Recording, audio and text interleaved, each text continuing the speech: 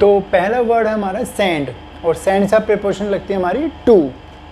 जब किसी को किसी प्लेस पे भेजना होता है तो उसके लिए हम टू यूज़ करते हैं प्लेस के नाम से पहले। जैसे मैंने एग्जाम्पल भी दिया हुआ है, मैंने उसे दिल्ली भेजा, पास्ट में टेंस हो गया, साइन फॉर्म आएगी आई सेंट, सेंड की sign form sent, I sent him to Delhi, I sent him to Delhi, मैंने उसे दिल्ली भेजा। तो सेंड से हमने टू प्रीपोजिशन यूज़ किया है। तो नेक्स्ट वर्ड है हमारा रीज़न। रीज़न मीन्स कारण। अब हिंदी में क्या यूज़ करते हैं हम कारण के साथ, हिंदी में जब हमारा सेंटेंस आया तो उसमें आएगा का आएगा। तो मैंने लिखा है रीज़न फॉर, और मैंने लिख दिया इसमें मैंने का कारण। तो रीज़न से हमेशा आपको फोर प्रीपोजिशन यूज़ करनी है, चाहे हिंदी में का है या के लिए, आपको फोर का यूज़ करना है। एग्जाम्पल देख लेते हैं। कोई भी रेल की देरी का कारण नहीं जानता था।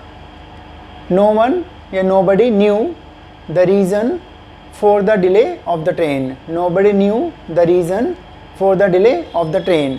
तो रीज़न से हमें फोर प्रीपोजिशन यूज़ करना है। देखिए फ्रेंड्स, प्रीपोजिशन हमेशा आपको याद ही करनी पड़ती है, उसका कोई रूल नहीं होता कि प्रीपोजिशन के साथ क्या रूल फिट होगा। आपको केवल रीज़न के साथ फोर लगाना है, सेंड के साथ टू लगाना है, प्लेस का नाम आएगा, तो ऐसे आपको लर्न करना पड़ता है। मैंने भी और सभी ने ऐसे लर्न किया हुआ है। तो नेक्स्ट प्रीपोजिशन हमारी ऑफ। तो ऑफ प्रीपोजिशन लाई हमने कॉज के साथ। अब कॉज का मीनिंग भी कारण होता है और रीज़न का मीनिंग भी कारण होता है। अब देखो डिफरेंस क्या हो गया, हमने अगर रीज़न वर्ड यूज़ किया था तो उसके हमने प्रीपोजिशन फोर लगाई थी, हमने रीज़न के साथ फोर प्रीपोजिशन लगाई थी। अब यहाँ कोज का मीनिंग भी सेम है, कारण, उसके हमने प्रीपोजिशन ऑफ लगाई है। तो रीज़न फोर होता है का कारण और कोज ऑफ होता है का कारण। एग्जाम्पल देख लेते हैं। कोई भी विस्फोट का कारण नहीं जानता था।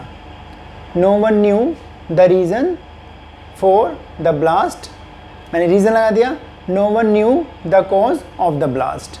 अगर मैं रीज़न लगाता तो फोर लगाता, कोज लगा तो मैं ऑफ लगाता, मीनिंग सेम ही था, का कारण।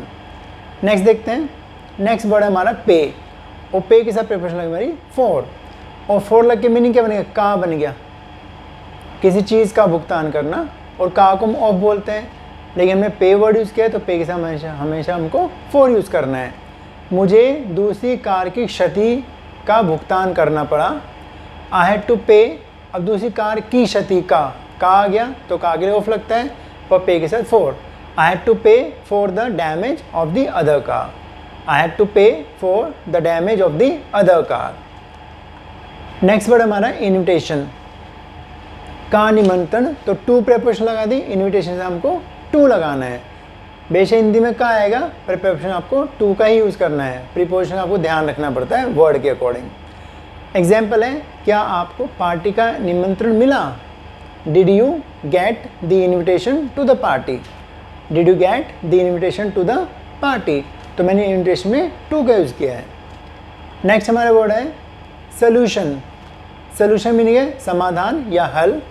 अब हिंदी में बोलेंगे तो का आएगा, लेकिन इंग्लिश में प्रीपोजिशन क्या लगेगी, टू। तो सॉल्यूशन में आपको टू का यूज़ करना है, सॉल्यूशन टू। यहाँ मैंने टू लिखा हुआ है, सॉल्यूशन टू का समाधान।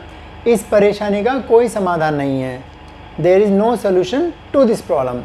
हम लोग, आप लोग, सब स्टूडेंट्स सॉल्यूशन में ऑफ लगाते हैं हिंदी में का देख के, लेकिन जब सॉल्यूशन वर्ड है आपको उसके साथ टू का यूज़ करना है। तो नेक्स्ट हमारा वर्ड है रिएक्शन। इसके साथ हमको टू का यूज़ करना है प्रीपोजिशन के रूप में। के प्रति प्रतिक्रिया, या के लिए प्रतिक्रिया, या की प्रतिक्रिया, उसके लिए आपको टू का ही यूज़ करना है। आपकी उसके जवाब के प्रति क्या प्रतिक्रिया थी, यानी आपने क्या प्रतिक्रिया दी उसके जवाब के लिए। तो what was your reaction to his response. What was your reaction to his response. तो मैंने टू प्रीपोजिशन यूज़ कर ली। नेक्स्ट वर्ड है हमारा लुक। लुक के साथ हमेशा आपको ऑब्जेक्ट में एट लगाना पड़ेगा। जब ऑब्जेक्ट दिया होगा तो लुक एट, देखना या को देखना। आप मुझे इस तरह क्यों देख रहे हैं। Why are you looking at me like this. अगर आप बोलोगे why are you looking me तो गलत हो जाएगा, लुक मी तो भी गलत हो जाएगा। हमने ऑब्जेक्ट दे दिया तो लुक के साथ आपको हमेशा एट का यूज़ करना है। तो why are you looking at me like this. Next और लास्ट प्रीपोजिशन हमारी लाफ। लाफ के साथ आपको एट लगाना है। हिंदी में पर आ रहा है, पर हंसना, पर को हम ऑन बोलते हैं, लेकिन अगर आपने लाफ वर्ड यूज़ किया है तो लाफ के साथ आप ऑन यूज़ नहीं कर सकते। आप ट्रांसलेशन नहीं कर सकते कि मुझ पर हंसना, तो पर के लिए मैंने ऑन लगा दिया। लाफ में एट आता है तो लाफ एट। हर कोई आप पर हंसेगा, everybody will laugh at you. So guys ये 10 प्रिपोजिशन है, आपको इनको लर्न करना है, उन वर्ड के साथ कौन सी प्रिपोजिशन यूज होती है, इससे आप इंग्लिश करेक्ट होगी और सामने सोचेगा आपको इंग्लिश का अच्छा ज्ञान है। ठीक है, नेक्स्ट प्रिपोजिशन फिर मिलेंगे। Thank you very much.